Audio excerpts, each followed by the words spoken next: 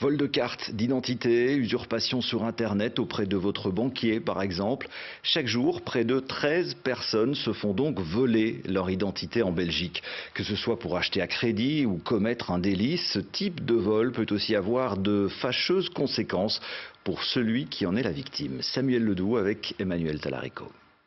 Avec les nouveaux moyens de communication et les réseaux sociaux, il est de plus en plus facile aujourd'hui de parvenir à usurper l'identité de quelqu'un.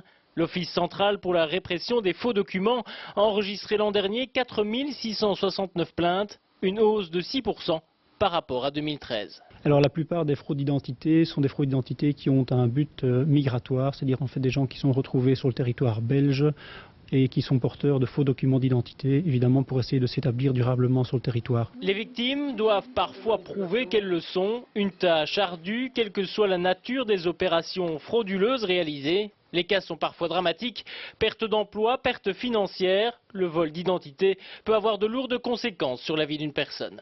Ça crée des angoisses, si on a été victime d'une usurpation d'identité où il y a des enjeux financiers, les gens ont peur de recevoir des factures, de recevoir les huissiers chez eux. Et donc chaque fois qu'il y a quelque chose, un courrier qui arrive, ils ont peur. Il y a aussi énormément de dépression. L'usurpation d'identité numérique est la plus fréquente chez nous. 1 Belge sur 10 a déjà été concerné. Les malfrats trouvent des informations sur Internet, mais aussi dans nos poubelles. On jette bien souvent des papiers bancaires avec des numéros et une signature. Les déchets sont donc une mine d'or pour les fraudeurs. Les arnaqueurs contactent la banque au nom de la personne en disant qu'elle a oublié son code secret, demande un nouveau code secret qui arrive dans la boîte aux lettres classique. Mais là, les arnaqueurs fracturent la boîte aux lettres et vont récupérer l'enveloppe de la banque.